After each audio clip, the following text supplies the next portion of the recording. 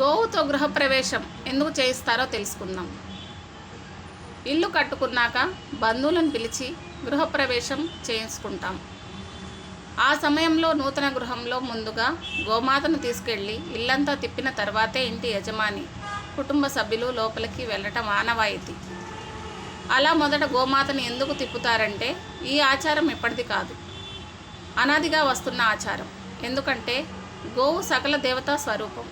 ఆ గోమాత వెంటే దేవతలు వెంట ఉంటారని శాస్త్రం చెబుతోంది. అందుకే నూతన గృహ ప్రవేశంలో గోవుని తిప్పటం వల్ల ఆ దేవతలు కూడా మన ఇంట్లో నడియాడతారని, అలానే గోవు మూత్రం పేడలో లక్ష్మీదేవి ఉంటుందని